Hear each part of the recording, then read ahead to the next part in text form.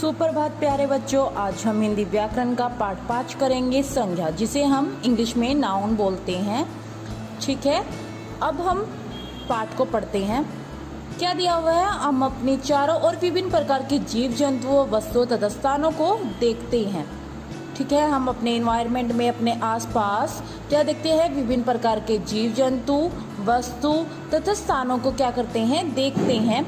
इसके अतिरिक्त मनुष्य के मन में तरह तरह के भाव, और इसके अलग से क्या होता है? मनुष्य के मन में तरह तरह के क्या आते हैं? भाव, जैसे क्रोध, प्रेम, थकान आदि उत्पन्न होते रहते हैं। ठीक है, मतलब ये तो क्या है? वस्तु स्थानों के नाम को बताया है कि उनको देखते हैं हम। ऐसे ही हमारे मनुष्य के मन में क्या होते हैं? तरह तरह के भाव होते हैं, जैसे क्रोध हो गया, प्रेम हो गया, थकान हो गई। ठीक है, और ये हमारे मन में उत्पन्न होते रहते हैं। इन सबका कोई ना कोई नाम होता है। इनका क्या होता है? कोई ना कोई नाम होता है। इन्हीं नामों से इनकी पहचान होती है। इनका नाम होगा तभी तो इनके नामों से क्या होगी? इनकी पहचान होगी, आइडेंटिफाई हम इनको कर सकते हैं। व्याकरण में ये ही नाम संज्ञा कहलाते हैं, और जो हमारी व्याकरण है, ग्रामर है, उसके अंदर ये ही नाम क्या कहलाते हैं? संज्ञा कहलाते हैं, नाउन कहलाते हैं। निम्नांकित चित्रों के नीचे लिखे वाक्यों को ध्यान से पढ़कर समझिए। इट मीन्स जो हमें पिक्चर्स दी हुई हैं, इनके नीचे जो सेंटेंसेस लिखे हुए हैं, वाक्य लिखे हुए हैं, उन्हें हमें पढ़ना है और पढ़कर समझना है। रवि कुर्सी पर बैठा है। अब देखो कौन बैठा है? रवि। ठीक है, और कहाँ बैठा है वो? कुर्सी पर। आम टोकरी में है। आम कहाँ है? टोकरी में है। सुमन का घर सुंदर है, यानी कि जो सुमन का घर है वो क्या है? सुंदर है, ब्यूटीफुल है। ठीक है, आगे क्या है? इन्हीं वाक्यों में रवि एक लड़के का नाम है। जो रवि है वो एक लड़के का नाम है। कुर्सी, आम तथा टोकरी। आम, टोकरी क्या है?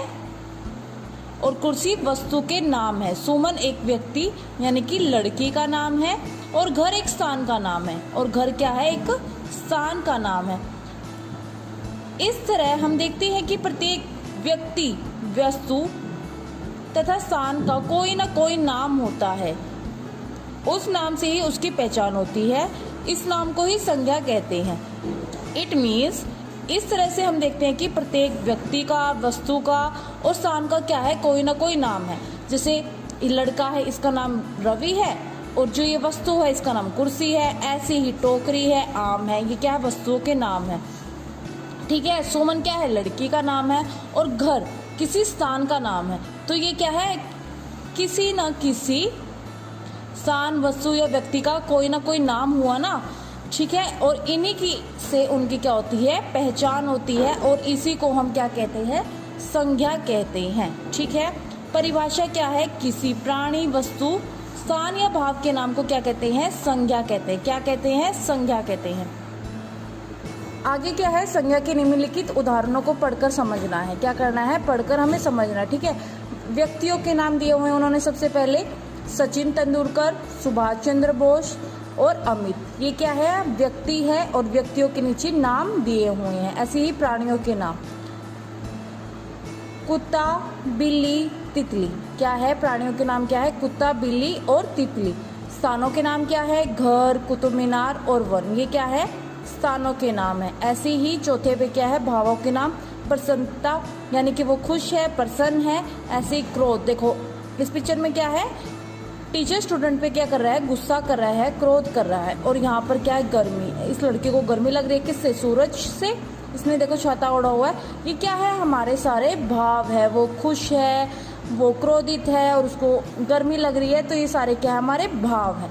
ठीक है, आई होप आपको समझ में आया होगा कि संज्ञा के उदाहरण क्या है और उसकी परिभाषा क्या है। ठीक है, उन्होंने क्या बोला है? किसी प्राणी, वस्तु, स्थान या भाव के नाम को हम क्या कहते हैं?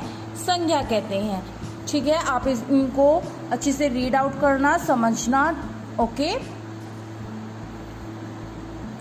Thank you and have a nice day.